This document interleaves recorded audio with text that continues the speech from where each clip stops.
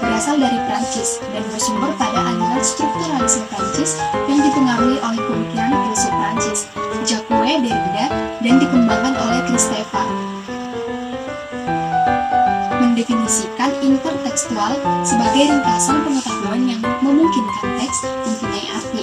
Sekali kita berpendapat tentang teks seperti bergantung pada teks lain yang diserap, ditransformasi, maka di situ pula intersubjektif terpasang, yaitu intertekstualitas.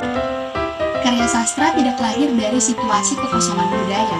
Oleh karena itu, karya sastra tidak dapat terlepas dari konteks sejarah dan sosial masyarakat, seperti yang dikemukakan Luxemburg, bahwa intertekstualitas diartikan sebagai kita menulis dan membaca dalam suatu interteks, suatu tradisi budaya, sosial, dan sastra yang tertuang dalam teks-teks.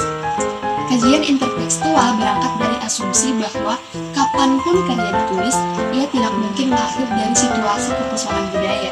Unsur budaya termasuk semua konvensi dan tradisi di masyarakat dalam wujudnya yang khusus berupa teks-teks kesastraan yang ditulis sebelumnya. Pendapat lain juga dikemukakan oleh Rahmat Djoko Pradopo bahwa prinsip dasar intertekstualitas adalah karya hanya dapat dipahami maknanya secara utuh dalam kaitannya dengan teks lain yang menjadi hipogram. Lebih lanjut, dikatakan bahwa prinsip intertekstualitas yang penting adalah prinsip pemahaman dan pemberian makna teks sendiri, tidak mempersoalkan saluran atau turunan, tetapi setiap teks itu merupakan peresapan, penyerapan, dan transformasi teks lain. Oleh karena itu, berlaku prinsip bahwa untuk dapat memberikan makna penuh sebuah teks harus dibicarakan dalam kaitannya dengan teks yang menjadi hipogramnya. Ada di bagian lain dinyatakan bahwa untuk mendapatkan makna yang sepenuhnya itu dalam menganalisis, tidak boleh dilepaskan karya sastra dari konteks sejarah dan konteks sosial budayanya. Dalam hubungan pembicaraan intertekstual ini berkenaan dengan konteks sejarah sastranya. Lebih lanjut, dikemukakan bahwa sebuah karya sastra, baik itu puisi maupun prosa, mempunyai hubungan sejarah antara karya sezaman yang mendahulunya atau yang kemudian. Hubungan sejarah ini baik berupa persamaan maupun pertentangan. Secara garis besar, penelitian intertekstualitas memiliki dua fokus utama. Pertama, meminta perhatian kita tentang pentingnya teks yang terdahulu atau prior teks. Tuntutannya adalah otonomi teks sebenarnya dapat menyesatkan gagasan.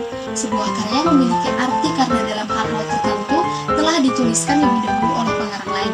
Yang kedua, intertekstualitas akan membimbing peneliti untuk mempertimbangkan teks terdahulu sebagai kode yang memungkinkan lahirnya sebagai berbagai efek signifikasi. Berdasarkan dua fokus ini, tampak bahwa karya sastra sebelumnya banyak berperan dalam sebuah penciptaan karya sastra.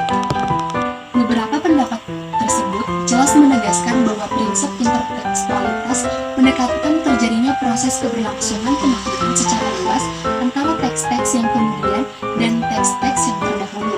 Keberlangsungan pemaknaan menandai hubungan antar teks, baik yang bersifat hubungan persamaan maupun pertentangan.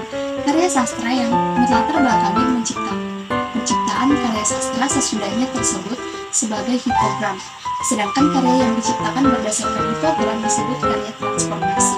Kemudian kita akan masuk dalam topik bahasan utama kita, yaitu kajian intertekstualitas dalam novel Siti Nurbaya karya Marah Rusli dan Laila Majnun karya Syahid Nizami.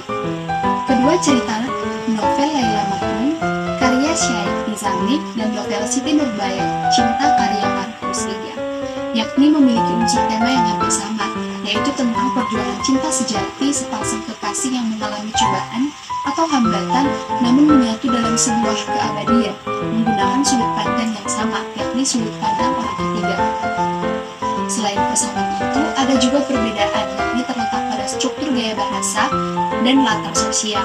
Novel Siti Nurbaya karya Marah Rusli merupakan hipogram untuk novel Laila Majnun karya Syahid Nizam. Hal itu terbukti karena adanya persamaan ini dan peristiwa-peristiwa yang terjadi dalam novel Laila Majnun yang sudah lebih dulu diekspresikan Marah Rusli dalam novelnya yang berjudul Siti Nurbaya, kemudian ditransformasikan oleh Syahid Nizami dalam novelnya yang berjudul Laila Majnun.